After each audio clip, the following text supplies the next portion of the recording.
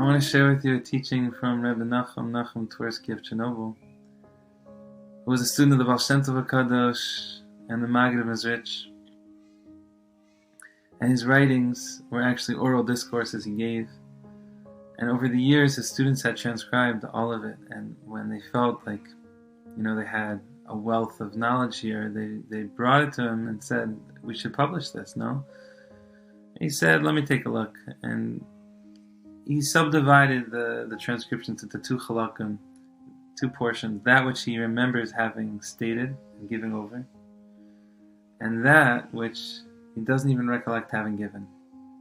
It came through him, and he felt like that which he remembers having said is not for the generations, that's just for his students and his family.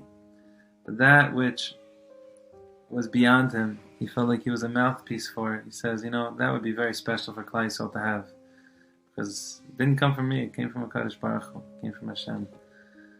And that's what we're learning. We're learning today from the teachings that the Meor Einayim himself didn't give. He gave it from beyond himself. So this idea is about prayer. And it says, sometimes a person is suddenly inspired with a desire to serve Hashem, complete service, and to pray. But, says the Meor Einayim, this sudden inspiration is not in a vacuum. This is caused by someone else. This is caused by something else. This is caused by the tzaddik who prays and elevates his generation. Now we have to ask the question, the obvious question. This one Jew in Hawaii, let's say, we're saying that his sudden inspiration to pray is generated because of a tzaddik in New York or a tzaddik in Jerusalem. What's the connection? They may be thousands of miles away. They may never have met each other. How could one have an impact on the other? So the answer is that a tzaddik has an neshama klalis, a collective soul. On simple layman terms, a neshama klalis means that in the same way a heart has grand implications if it's healthy or if it's not healthy, or if it's pumping, if it's not pumping, to the rest of the body, every single limb in the body, so too, tzaddik being a tzaddik has grand implications for every other member of the Jewish people, because every limb of the body in relation to the heart is like every Jew in the world in relation to the tzaddik. And when we understand this, it makes so much more sense that I may never see my heart, but I know that it's allowing me to think, to speak, to do the gestures of my hand. It's because my heart is pumping. My hair growing, it's because my heart is pumping. It may not look like one causes the other, but that's what's taking place, and we know that to be true.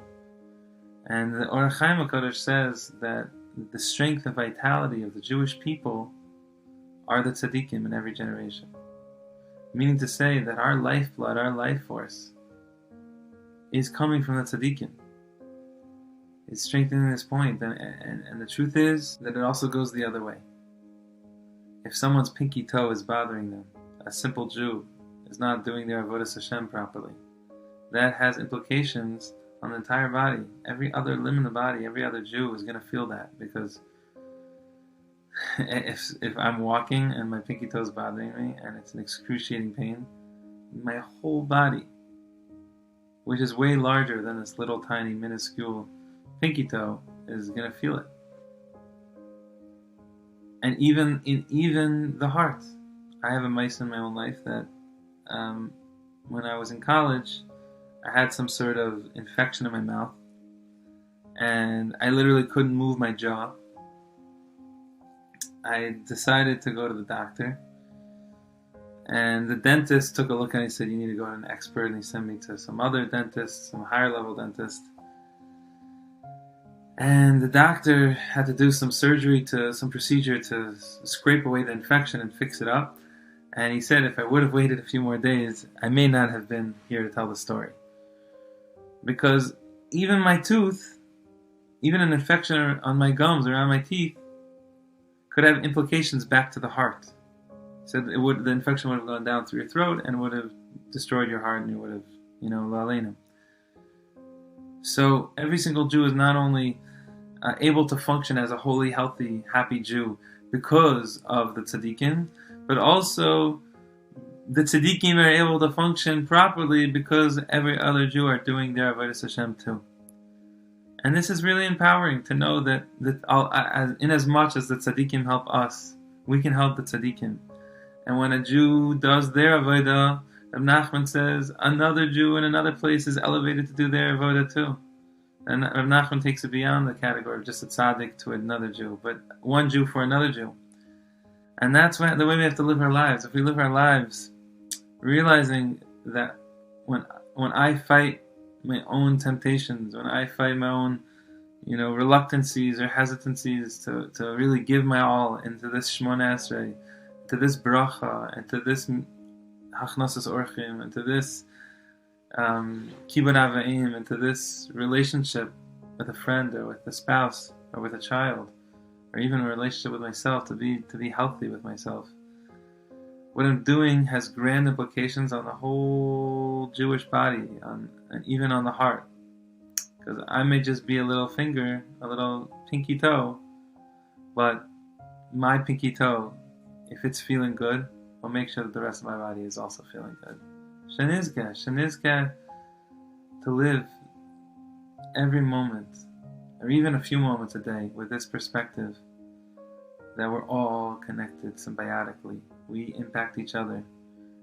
I'm not living in a vacuum.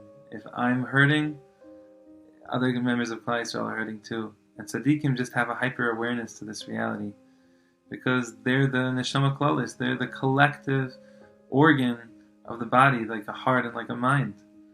And so when a Jew is inspired, like the Meor Einayim says, to pray suddenly, it's because the heart is pumping properly. The tzaddik's being a tzaddik. When a tzaddik's being a tzaddik, then the yidden can be yidden. Shenizke.